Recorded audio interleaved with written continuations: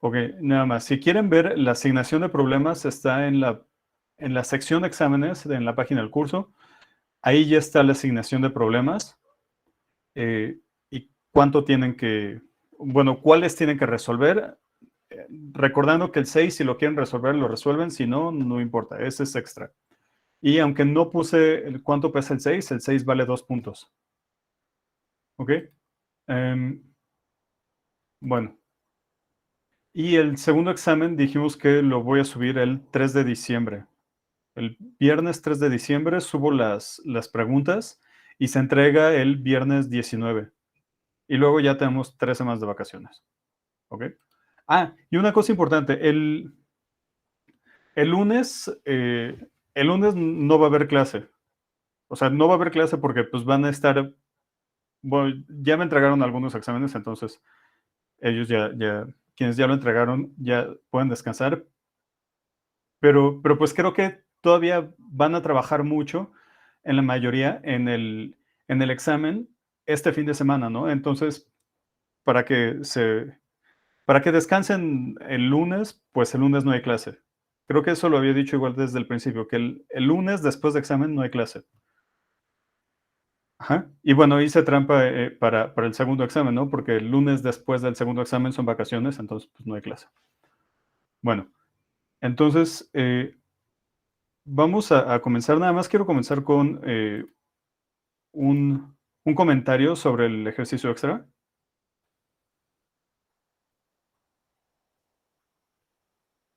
O sea, el problema es encontrar, o bueno, la parte difícil del problema es encontrar un subconjunto de los naturales tal que el límite inferior, cuando n se va a infinito, de esto, n, bueno, vamos a ponerlo así, 1 hasta n intersección a, entre n, sea estrictamente menor que el límite superior, cuando n se va a infinito, de este cociente. ¿Ok? Ahora, primero, quiero que observen una cosa. Esta sucesión, o sea, la sucesión de, de promedios, es una sucesión de números reales entre 0 y 1. De hecho, es una sucesión de racionales, ¿no? O sea, aquí nada más estamos contando en el numerador cuántos elementos tiene A que son menores o iguales que n y eso lo dividimos entre n. Entonces, esto es un racional entre 0 y 1. Igual y A empieza a partir de 1000, entonces los primeros 999 términos son 0, ¿ok? Entonces, la parte difícil es hacer esto, ¿ok? Si ya tienen esto de aquí, nada más recuerden que pues un conjunto, eh, que cualquier subconjunto de los naturales es numerable y eso quiere decir que lo podemos enlistar, ¿no? Y con eso ya prácticamente es el ejercicio. Lo importante es esto de aquí. Ahora voy a hacer una pequeña discusión que podría en apariencia no estar tan relacionada, pero sí lo está. Imagínense que tenemos dos sucesiones aquí, xn y yn.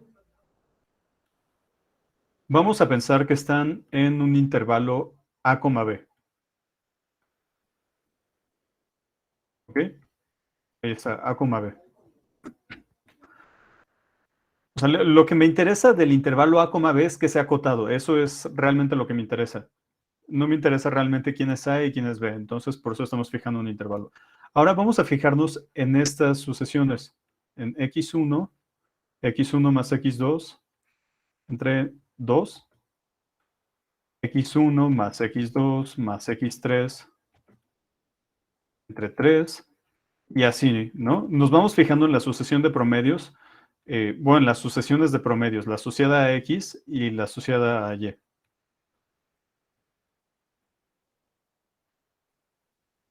Y3 y así. Ahora, supongamos que eh, para alguna n en los naturales, tenemos esto, que para toda n en los naturales mayores o iguales que n, x n es igual a yn. O sea, lo que quiero decir es que estas dos sucesiones son distintas nada más en los primeros términos. O sea, pueden ser muchos primeros términos, pero al fin y al cabo solo difieren en una cantidad finita de términos. A eso voy. Entonces, si nos fijamos en la sucesión de promedios, digamos, aquí tenemos n-1, ahí es donde pueden ser distintos, y después ya son iguales, ¿no? xn más xn más 1, y aquí pongamos xn más n, y todo esto lo dividimos entre n más n minúscula. Por otro lado, vamos a considerar esto, o sea, lo mismo, pero para la otra sucesión, y2 hasta yn-1 más, y bueno, como dijimos que son iguales, lo ponemos así, más xn más 1 hasta xn más n. E igual, el denominador es la suma de n mayúscula más n minúscula. Ahora, la n mayúscula ya está fija, ¿no? Es donde estamos diciendo que pueden diferir. La n minúscula la podemos hacer tan grande como nosotros queramos. Entonces, voy a separar ambas sumas.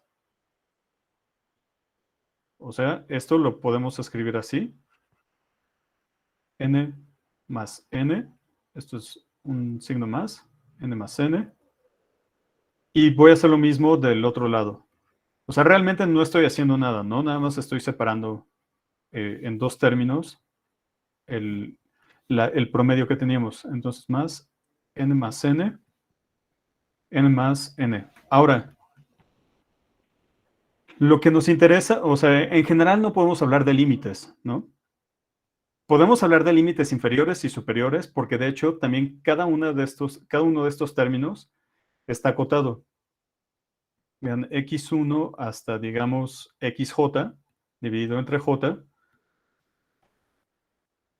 va a estar acotado por j veces b, que es la cota superior j, esto es igual a b, y esto va a estar acotado por j veces a, que es la cota inferior, que es igual a a. O sea, lo que me importa es que todo es acotado, entonces no tenemos que meternos a las honduras de límites inferiores y superiores de reales extendidos. Son puros números reales acotados. Ok. Ahora, cuando esta n minúscula empieza a ser muy, muy grande, pues los términos azules, que es donde pueden diferir ambas sucesiones, pesan cada vez menos, ¿no? Y de hecho pueden ser, el primer término puede ser tan chico como nosotros queramos si la n es suficientemente grande. Eso en términos de epsilon es, dada una epsilon mayor que 0, existe una n en los naturales, tal que esto perdón, aquí me equivoqué, es n mayúscula menos 1, entre n más n es menor que epsilon. ¿Ok? O sea, lo que estamos diciendo es que cuando la n es suficientemente grande, esta expresión, bueno, estas dos expresiones son, pues son, si bien no iguales, sí son muy cercanas. Eso quiere decir que cuando nos fijamos en estos promedios, quien está llevando, digamos, toda la carga o lo que está pesando más para el valor del promedio es este término de acá, no tanto el primero. Eso es un fenómeno que ustedes ya conocían, ¿no? Que, por ejemplo, la convergencia de una sucesión es independiente de los primeros términos. Igual, la convergencia de una serie, pues realmente en los primeros términos no importan. Aquí es otra vez lo mismo, los primeros términos no importan. Ahora, pues eso nos gusta en este contexto de construir este conjunto. Porque ya realmente lo que quieren hacer, con una sugerencia que les había dado, de identificar al conjunto A con con la función indicadora, o sea que es una sucesión, ¿no? Es una sucesión de ceros y unos. Y si tenemos toda la libertad del mundo para elegir a, pues tenemos toda la libertad del mundo para elegir esta sucesión de ceros y unos. Entonces, ya el problema es únicamente elegir adecuadamente estos términos para forzar que haya una sucesión que se vaya a cero, o bueno, para facilitar las cosas vamos a pensar 0 y 1, ¿no? Porque esto es algo que está entre 0 y 1. Pueden construir recursivamente una sucesión tal que esto se vaya a cero y, bueno, tal que haya una subsucesión en la que esto se vaya a cero y una subsucesión en la que esto se vaya a 1. ¿Ok? Y de ahora la pregunta es, ¿cómo construirla? Pues observando esto, que una vez que han fijado los primeros términos y tienen toda la libertad de manipular a los términos posteriores, pues pueden elegir, o sea, pueden elegir de manera adecuada a todos estos, de tal manera que las cosas que tengan que pasar ocurran. ¿Ok? Entonces, bueno, esa es la parte difícil del problema extra. Y mi sugerencia, bueno, además de todo esto, es traten de construir el conjunto A de manera recursiva. Posiblemente no el término n en término del n más 1, pero, bueno, sí, no el término n en término, o sea, no definir al enésimo término de esta sucesión eh, a partir del término n menos 1, pero sí de manera recursiva. ¿Ok? Bueno, entonces, denle un poco de, o sea, si ya acabaron los oficiales, o bueno, los que tienen que entregar, pues denle un poco de vueltas a este. ¿Ok? Bueno, vamos a regresar a lo que estábamos hablando. Y bueno, hoy nada más voy a poner una demostración y si llegamos dos, pero va a ser como más tranquilo hoy, porque pues prácticamente todas las pruebas o ya las hicieron o las van a hacer en la ayudantía. Entonces vamos a recordar de qué estamos hablando, de qué hemos estado hablando estas semanas, y es el teorema de Karateodori, que, que nos importa porque con ese teorema vamos a definir a la medida de Lebesgue, pero no solo eso, sino también pueden definir un montón de medidas. De hecho, en la hoja 7 que terminaron de ver ayer, vieron o sea, vieron un método que les permite definir, pues, pues prácticamente a todas las medidas borelianas, ¿no? En los números reales. En particular a la medida de Lebesgue. O sea, lo que ya vieron con Julián al hablar, o sea, que empiezan con una función f creciente y con ciertas características, con eso pueden definir a todas las medidas, o bueno, pueden caracterizar a todas las medidas en los números reales, ¿no? En particular, si ponen f de x igual a x, llegan a la medida de Lebesgue. Ahora, eso está correcto y de hecho es más general, ¿no? De lo que vamos a ver. Pero lo que voy a discutir hoy es, eh, lo que vamos a ver es cómo ajustar o cómo poner los ingredientes, o sea, pues sí, realmente los ingredientes que necesitamos para meterlos a la maquinita del teorema de Karateodori y que ya tengamos a la medida de Lebesgue. Y bueno, y también ver qué es lo que nos da y qué nos falta todavía para ver ciertas propiedades que dijimos que tenía. Entonces, vamos a recordar los dos resultados principales que hemos discutido, pues ya en estas semanas. El primero es el que terminamos de probar el miércoles. Realmente no lo enuncié como teorema, sino habíamos puesto proposición A, proposición B y proposición C. Pero entonces todas esas proposiciones las metí en un mismo enunciado y aquí lo tenemos. Si empezamos con un conjunto, con un anillo de subconjuntos de X, o sea, nuestro conjunto original es X, y con una premedida definida en el anillo, para cada subconjunto de X vamos a considerar a RA, que dijimos que es la colección de cubiertas numerables de elementos de R, bueno, cubiertas numerables de A, formadas por elementos de nuestro anillo, y definimos una función. Esta de aquí. La proposición A nos decía que esta función de aquí es una medida exterior. La segunda nos decía que extiende a mu. O sea, eso quiere decir que la medida exterior restringida al anillo es justamente la premedida con la que empezamos. Y la tercera es que el anillo está contenido en los conjuntos que son mu estrella medibles.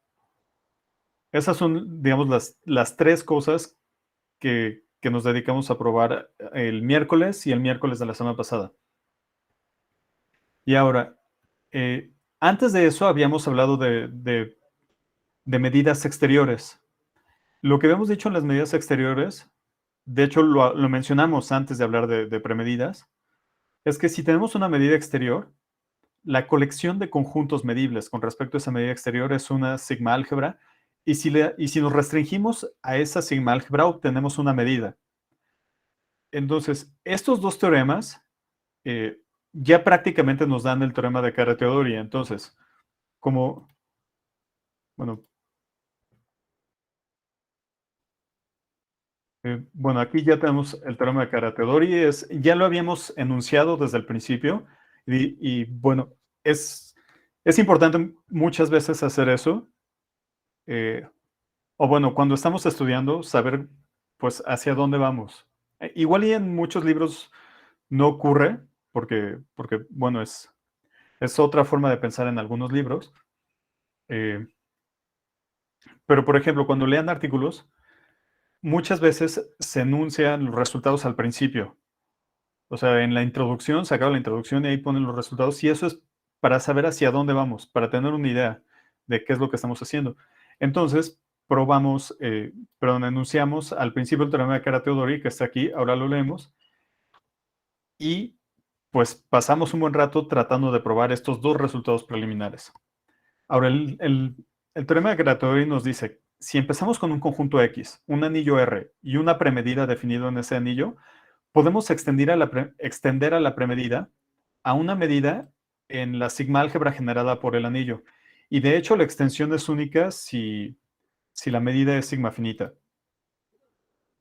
Ahora, bueno, pues ya tenemos todo, ¿no? Ya es cuestión nada más de acomodar las cosas y concluir la prueba de Kara-Teodori. O sea, la prueba hasta me va a caber en este cachito de aquí, pero bueno, no es que haya sido una construcción fácil, ¿no? Fue un buen rato tratando de probar esto y otro buen rato tratando de probar estas dos cosas. Ahora, sea mu estrella la medida exterior,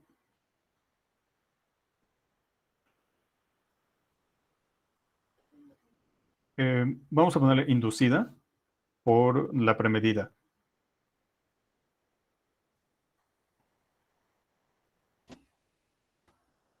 Ok, bueno, sean y mu con una barrita, la restricción de mu estrella a esto. Ahora, por el teorema, el teorema de restricción de medidas exteriores, o sea, el que está abajo, de medidas exteriores, mu barrita es una medida.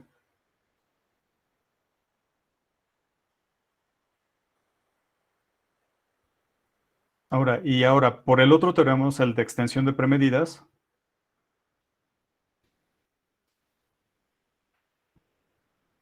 por el teorema de extensión de premedidas,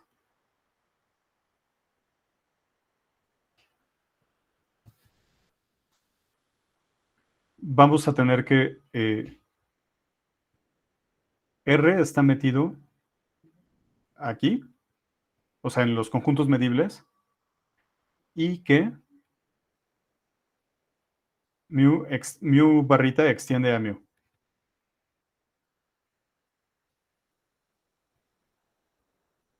Entonces, la restricción de mu barrita a la sigma álgebra generada por R es lo que estamos buscando. Y vamos a poner así, mu restringido a la sigma álgebra generada por R sirve. Ahora, con esto que acabo de escribir, nos quedamos hasta acá, ahí donde está el apuntador. Falta discutir sobre la unicidad. Ajá. Pero eso ya prácticamente lo tenemos, ¿no? Porque tenemos un criterio de unicidad tenemos un criterio de unicidad de medidas, en el cual es, si tenemos una medida sigma finita, bueno, dice, si tenemos una medida sigma finita, eh, bueno, si tenemos una medida sigma finita, vamos a ponerlo aquí, dos medidas sigma finitas. Sigma finitas. Existe un pi sistema P tal que o sea, coinciden ahí las dos medidas. Y existe una sucesión, Cn en P, con, bueno, todos de medida finita. O sea, si mu de Cn es finita, entonces nu de Cm tiene que ser finita. Y X es igual a la unión de todos ellos. ¿Ok? Eso era lo que teníamos. Si tenemos esto, eh, entonces, bueno, sí, si tenemos esto, entonces las dos medidas coinciden en la sigma álgebra generada por P. Habíamos enunciado de manera un poco distinta, ¿no? Porque habíamos dicho que en aquel teorema habíamos empezado con un espacio medible y decíamos que P generara ese, bueno, a la sigma álgebra del espacio medible en cuestión. O sea, que la sigma álgebra del espacio fuese la sigma álgebra de P. Eh, pero, pues realmente es lo que estamos diciendo, ¿no? Que coinciden entonces la sigma álgebra que genera P. Ahora, si esta es sigma finita, si la medida es sigma finita, o bueno, si tenemos dos premedidas sigma finitas, entonces tendríamos esta condición, eh, o bueno, si estas denotan a las extensiones, tendremos esta condición, tendríamos esta condición también, y además también tendríamos esto, ¿no? Porque habíamos discutido que los anillos son cerrados bajo intersecciones. O sea, en las propiedades que le habíamos pedido a los anillos es que contuvieran al vacío, que tuvieran a las uniones y que tuvieran a las diferencias. Entonces, como dijimos, A intersección B es igual a A menos B. Los anillos son cerrados bajo intersecciones, en particular son pi sistemas, y pues terminamos concluyendo, ¿no? O sea, utilizando el criterio de unicidad de medidas, eh, que vino del lema de Dynkin, concluimos la unicidad. Entonces pongamos aquí la unicidad. Sigue del criterio de unicidad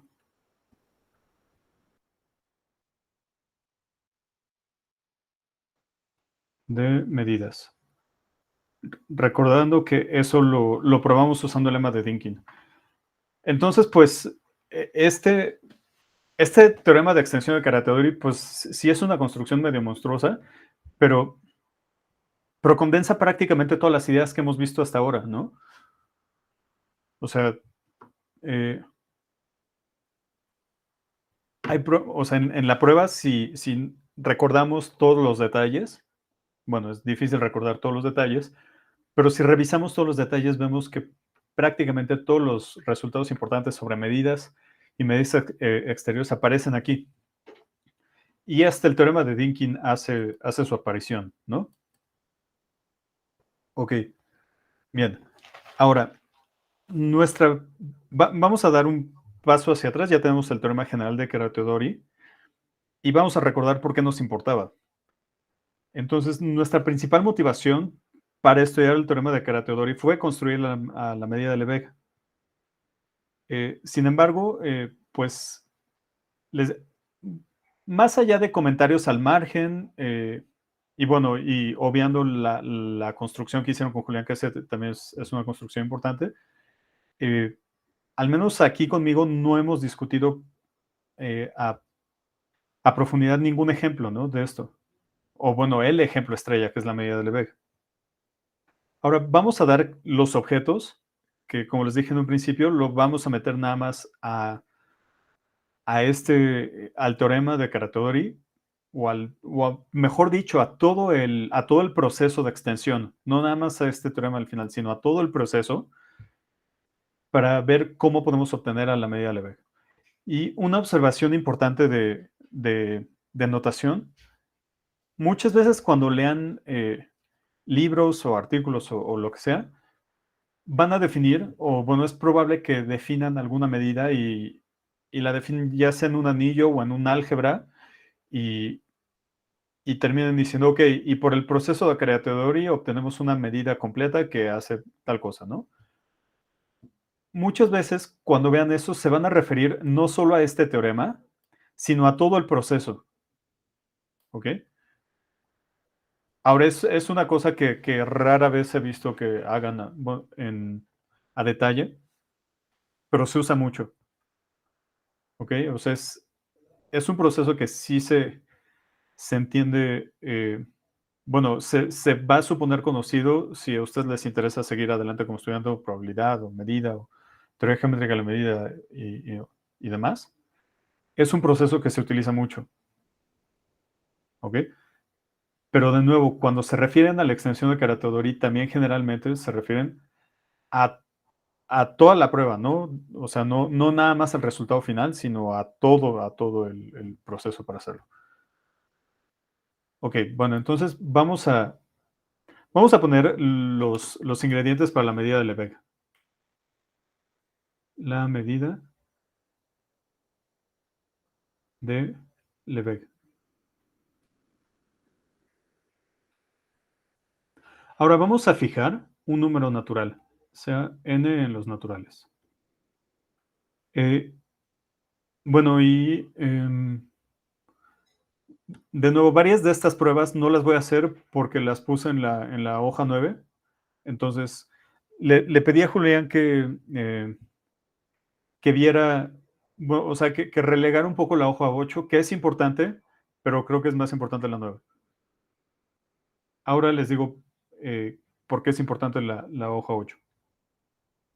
Ahora, ya que fijamos a n, llamaremos intervalos.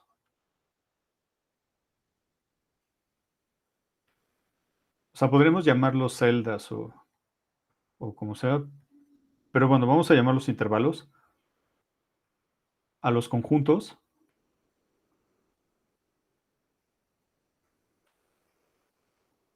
de la forma así. Vamos a poner alfa 1, beta 1. Eso es un intervalo acotado. Cruz hasta alfa n, beta n. O sea, si estuviésemos en n igual a 2, estaremos pensando en cosas de este estilo. O sea, en rectangulitos de este modo, ¿no?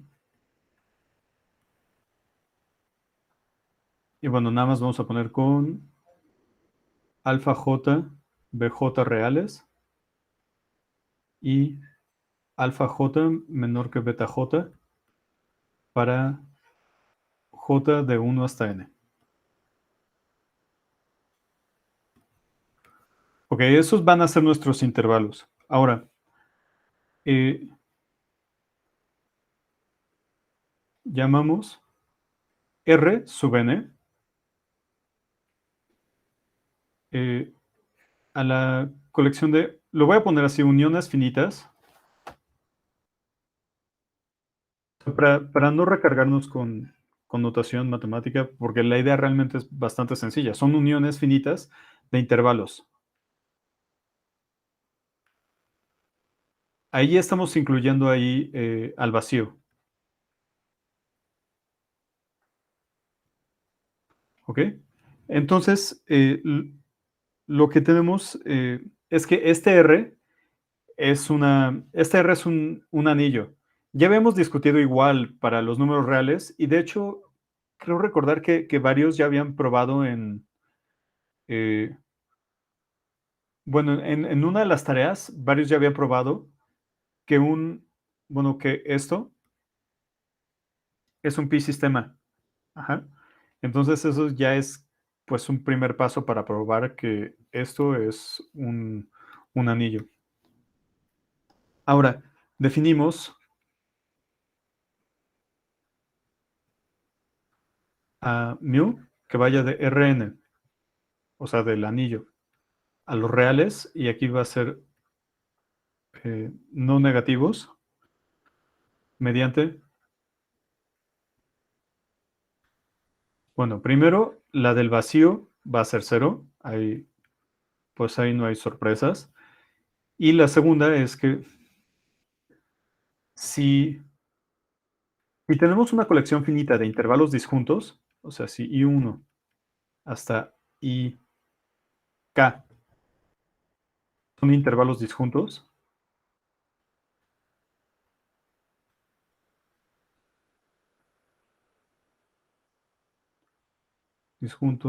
y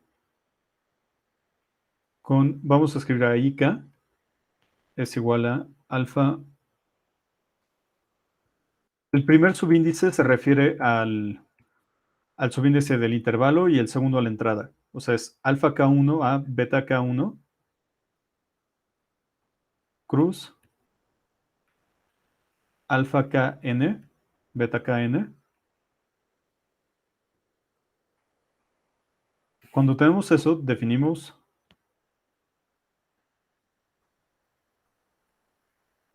eh,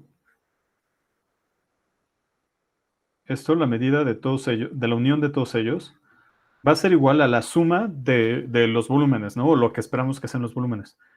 Entonces aquí va a ser la suma desde... perdón, aquí hay un ligero error en el índice porque K es el mayor, ¿no? Entonces aquí tendremos que poner J y este también tendría que ser J. O bueno, cualquier otra letra, pero no K. Entonces aquí es J1, J1, JN, JN. La unión disjunta sobre J de la suma. Bueno, la medida de la unión disjunta va a ser la suma desde J igual a 1 hasta K, del producto desde I igual a 1 hasta N de beta JI menos alfa JI.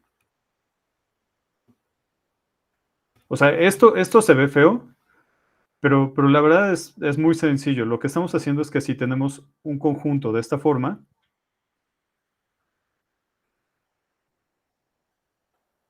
lo que estamos diciendo es que entonces mu de esto es el área de esto más el área de esto. Es lo que estamos escribiendo en esta ecuación. Ahora, el dibujo que acabo de borrar es bastante tramposo, ¿no? Porque, porque tendríamos, o sea, tenemos que verificar eh, para poder concluir, o sea, no lo he dicho, pero sabes hacia dónde vamos. Para poder concluir que esta cosa de aquí es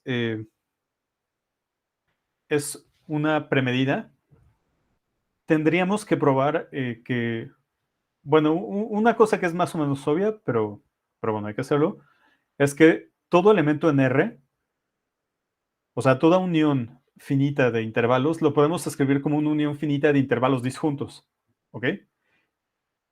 Y ahora la parte delicada es que si tenemos dos uniones finitas de intervalos disjuntos que son, o sea, que las uniones son iguales, o sea, tenemos dos colecciones finitas de intervalos disjuntos. Y cuando tomamos la unión sobre cada una de las colecciones, llegamos al mismo conjunto. Esta suma de aquí da lo mismo.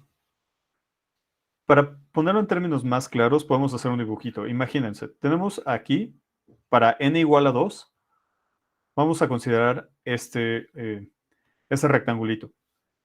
Entonces, una manera de calcular mu de este rectangulito sería, pues, como nos enseñaron en la primaria, ¿no? Base por altura. Excelente. Sin embargo, podríamos considerar esto. O sea, aquí podríamos partir de este modo, ¿no? A nuestro rectangulito. O sea, lo partimos en tres y aquí tendríamos un rectángulo, otro rectángulo y otro rectángulo. Y tendríamos que ver que estas dos cosas, o bueno, que la mu que vendría de la partición en azul coincide con el original. Ahora, esto, les digo, no lo voy a hacer si alguno de ustedes, bueno, probablemente en cálculo 4 ya lo hicieron o algo muy similar, pero bueno, como yo no estoy suponiendo que ya llevan un cálculo 4, lo que, lo que podrían hacer es, eh, o bueno, la idea es, si ahí tenemos a nuestro conjunto y tenemos una partición en cuadritos, lo que podrían hacer es probar que cualquier refinamiento de esta partición tiene, o sea, da pie a la misma mu. ¿Ok? Si eso es un refinamiento, entonces eh, la partición verde da pie a la misma mu que la partición azul. Ahora, si tenemos nuestro conjunto, otra vez nuestro rectangulito amarillo, y tenemos dos particiones, digamos, esta azul y esta roja, pues lo que hacemos es que la partición inducida por ambas, eh, por un lado, va a dar pie a la misma mu que la partición azul y también a la misma mu que da la partición roja, ¿no? Y ahí ya obtenemos eh, la igualdad para dos particiones arbitrarias de nuestro conjunto y con eso concluimos que esta cosa está bien definida.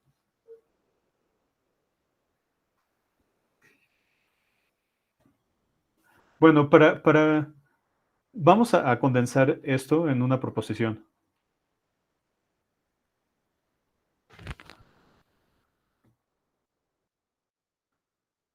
Vamos a ponerle dos puntos. La primera es, Rn es un anillo. Nada más les recuerdo, hoy esto no lo vamos a ver a detalle, los detalles se van a ver en la ayudantía. Y la segunda es que mu está bien definida, o sea que no depende de la colección bueno, en la escritura como uniones finitas de intervalos, uniones finitas disjuntas de intervalos, y de hecho es una premedida. Está bien definida en R y es una premedida. Y aquí me faltó el suministro. Y es una premedida. Ok, entonces vamos a regresarnos un segundo al teorema de Karateodori. O bueno, ¿cuáles fueron los ingredientes que tenemos ahí? Tenemos un conjunto, un anillo y una premedida. Y el teorema nos dice, o bueno, todo este procedimiento nos dice eh, que se puede extender esa premedida a una medida. Ok. Ese resultado que nos va a dar, o la medida que vamos a obtener del lema de Karateodori, es. Ok, es la medida de Lebesgue.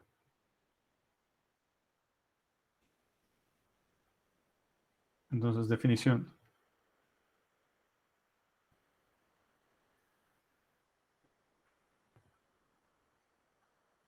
Primero, la medida de Lebesgue.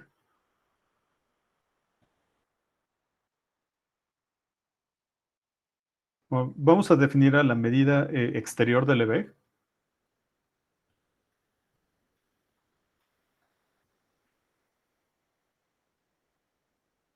Aquí, sí, permítanme, discúlpenme, voy a hacer una pequeña corrección aquí.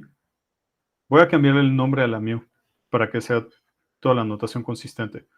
Entonces aquí le voy a poner ya lo que estamos utilizando para la medida de Lebesgue. pero es igual lo mismo, es una m, n. Ok, entonces la medida exterior de Lebesgue, mn estrellita, es la medida inducida, bueno, es la medida exterior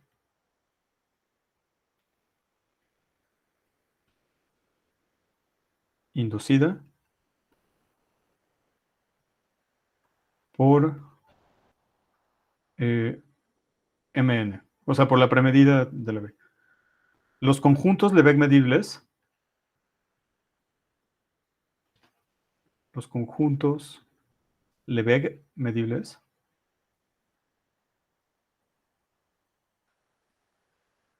son los miembros de, son los miembros. O sea, son los conjuntos mu n estrellita medibles. Aquí también estoy definiendo esta notación.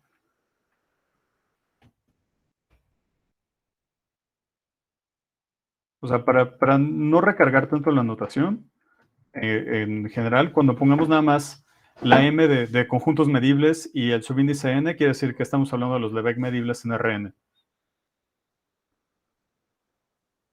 Ahora, en particular sabemos que los Lebesgue medibles de Rn contienen la sigma-álgebra de Borel de Rn. Y ahora, y el tercero es la medida de Lebesgue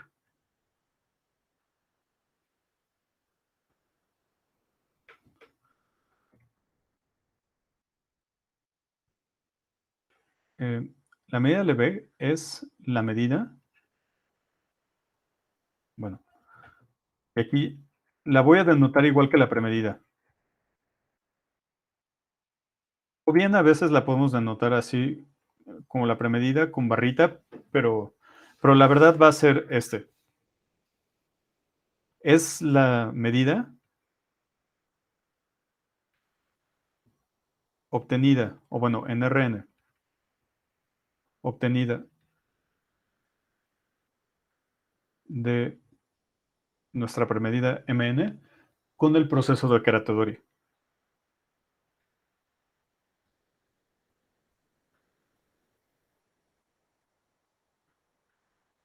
Caratteori. Ahora,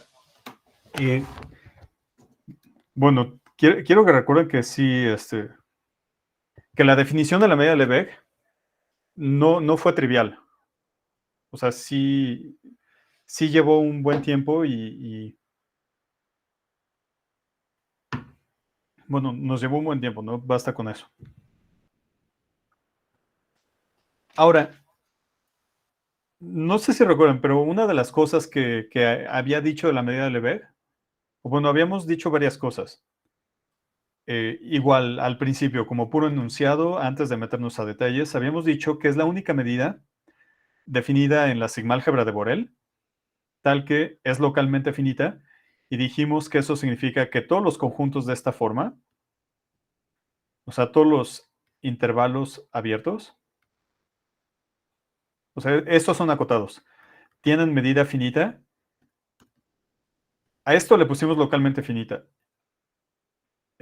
Si nos vamos a la manera en la que estamos definiendo la medida de Lebesgue, pues esto es cierto, ¿no? Porque ese intervalo de aquí está metido en este intervalo de acá, así, AN, alfa n, beta n y acá cerrado. O sea, esto de aquí es un subconjunto de esto y esto de aquí tiene medida finita. Entonces, eso que sea localmente finita ya está. Excelente. Y la segunda condición que habíamos pedido es que fuese invariante bajo traslaciones. O sea, que para toda A en todo boreliano y todo punto, tuviésemos que la medida de A es igual a la medida de la traslación de A. Ahora, quiero que noten que la construcción de Caratteori nos da solo la primera parte. O bueno, la construcción de Caratteori y los objetos que ya elegimos, pero no nos da la segunda. O sea, para la segunda sí hay que sí hay que trabajar con las particularidades de donde estamos trabajando, en nuestro espacio de RN, y de cómo se ve la definición de la medida exterior ahí. Entonces aquí tenemos este resultado. Válido para la medida exterior, no solo para la medida de Lebesgue. 1. Lo voy a poner así en pura notación matemática. Va a ser para toda x0 en Rn. Y aquí quiero señalar que esto es para toda A en el potencia, o bueno, para todo subconjunto de Rn, tenemos que la medida exterior de Lebesgue de A es justamente la medida exterior de la traslación de A por x0. O sea, no solo la medida de Lebesgue es invariante bajo traslaciones, sino la medida exterior es invariante bajo traslaciones. Que si lo pensamos no es tan sorprendente, ¿no? O sea, si aquí tenemos a nuestro conjunto A y tenemos a nuestros intervalitos, o sea, nuestra cubierta por intervalos, digamos, aquí está más grande.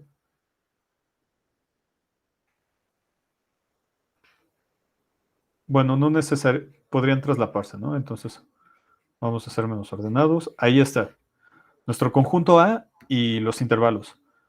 Digo que no es tan sorprendente porque vean, si ahí tenemos a nuestro conjunto A, si lo trasladamos, pues podemos trasladar la misma cubierta, ¿no? O sea, la traslación de cualquier intervalo vuelve a ser un intervalo. Entonces, si empezamos con esto y ya tenemos una cubierta que aproxima bien a nuestro conjunto A, pues simplemente trasladamos a la cubierta del mismo modo que estamos trasladando al conjunto original A y ya acabamos, ¿no? O bueno, por ahí podríamos probar esto de aquí. La segunda parte requiere un poquito más de trabajo, pero va en el mismo espíritu. Y es que para todo número real y para todo subconjunto de Rn, tenemos que la medida exterior de C por A es igual al valor absoluto de C por la medida exterior de A. Y bueno, solo lo pongo aquí porque creo que no lo habíamos definido antes. C por A es igual a C por A con A en A. Bueno, hay un caso que es trivial en el segundo y es cuando C es igual a 0. Cuando C es igual a 0, todo el conjunto A, bueno, mientras A sea distinto al vacío, esto de aquí colapsa al 0, ¿no? O sea, C por A termina siendo nada más el 0. Y el lado derecho nos queda algo por 0. O sea, algo que es un número real extendido no negativo por 0. Y ya dijimos que eso vale 0. Ok, entonces, excelente. Ya al menos el caso más fácil de la proposición ya está hecho, ¿no? Lo demás, pues, traten de probarlo. Esto, eh, la verdad, todavía me falta ponerme de acuerdo con Julián porque le había dicho que probablemente yo iba a dar toda la próxima semana para que pudiera calificar, bueno, pues sí, para que pudiera calificar los exámenes. Entonces, bueno, si yo doy de martes a viernes la próxima semana, esto lo vamos a probar, ¿ok? Ahora, un corolario que me parece que ya es obvio, o sea, ya es obvio porque la medida de Lebesgue es una restricción a la medida exterior de Lebesgue, es que la medida de Lebesgue es invariante bajo traslaciones.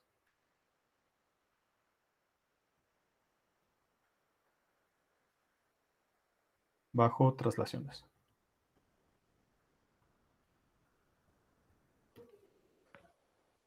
Ahora, además de ser, bueno, y ya con esto podemos, bueno, no lo voy a escribir ahora, pero ya con esto pagamos uno de los primeros resultados que anunciamos, ¿no? Que la medida de Lebesgue es la única medida boreliana, bueno, salvo constantes multiplicativas, que es localmente finita, o sea que la media de todos los intervalos acotados es finita y que es invariante bajo traslaciones.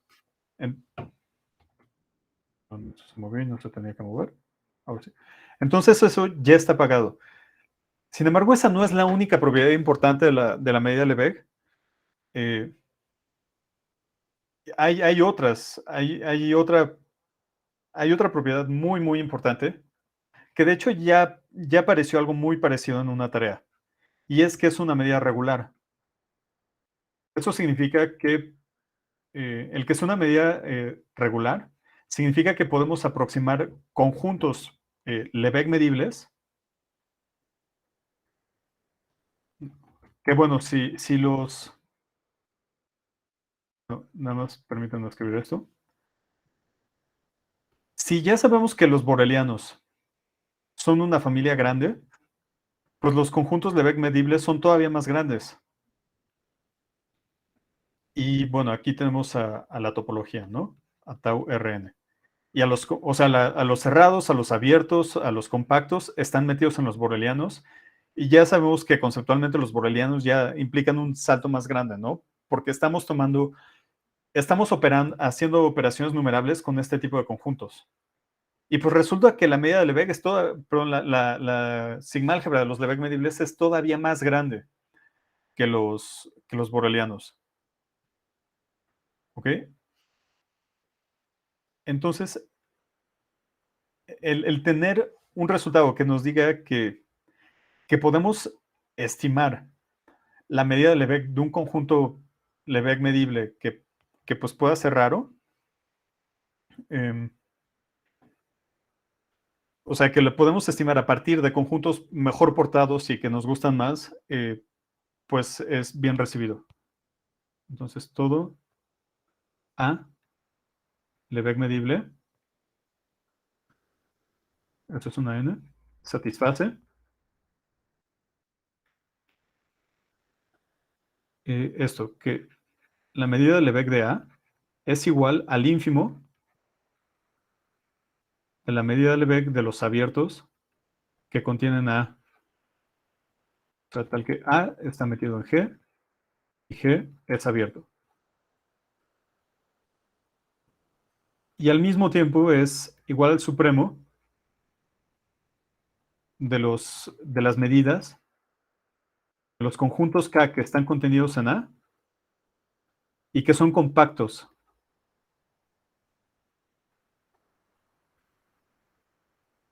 Eh, solo como un comentario rápido, el CON prueba esto en la proposición 1.41. Lo voy a poner aquí con 1.41. Pero hay que tener cuidado porque CON trabaja con... Eh, bueno, ahora atiendo el comentario de Asif.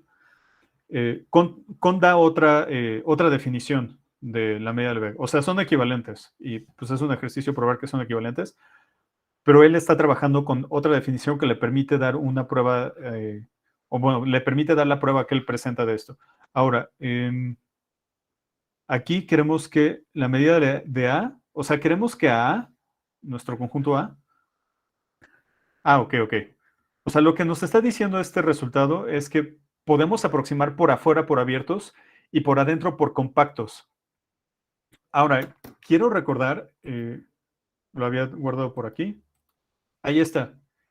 Este resultado que está aquí lo copié tal cual de una tarea y fue un ejercicio para entregar que algunos hicieron.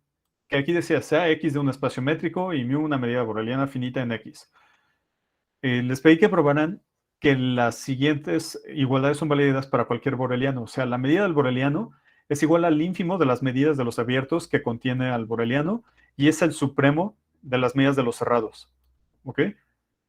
Entonces, nada más quiero que vean que este resultado es muy, muy parecido a lo que tenemos aquí. Una diferencia sustancial, bueno, una diferencia que es importante, pero no tanto, es que aquí es compacto.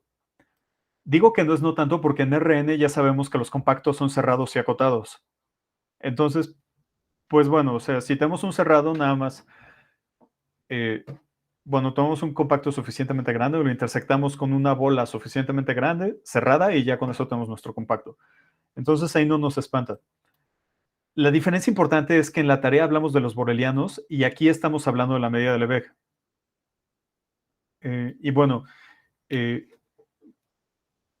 me acabo de percatar de la hora, entonces solo quiero cerrar con una cosa y el miércoles O sea, el martes sea yo o sea Julián van a hacer ejercicios, pero el miércoles voy a empezar diciendo eh, que realmente no hay tanta diferencia, ¿no? O sea, entre los Lebesgue medibles y los borelianos. Un conjunto Lebesgue medible puede ser, o sea, puede ser muy raro. Y de hecho, si utilizan un ejercicio si utilizan un ejercicio del examen, que bueno, no lo vayan a pensar ahorita si no han resuelto todo, pero es el ejercicio de el 3, me parece.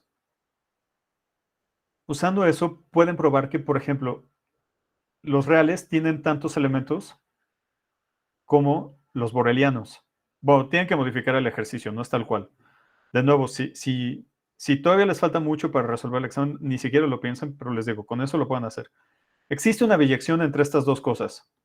Sin embargo, eh, por ejemplo, vamos a pensar en el conjunto de Cantor. Ya probamos que la medida del conjunto de Cantor es 0. Entonces, si tenemos un subconjunto del conjunto de Cantor,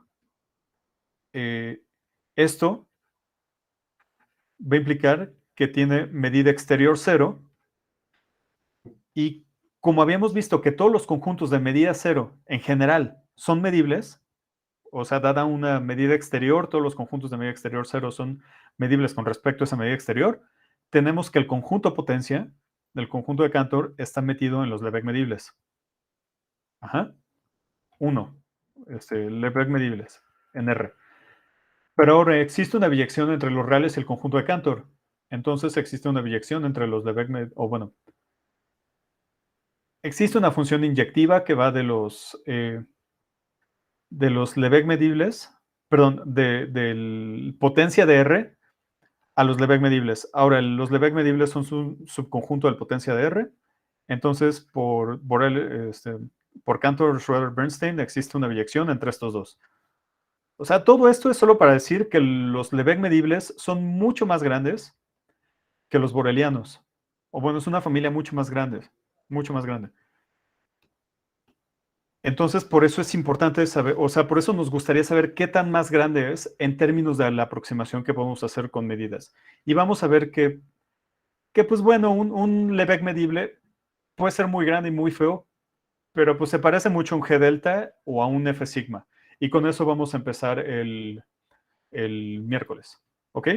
Bueno, pues esto sobre la clase me quedo unos minutos por si tienen alguna duda de esto o del examen.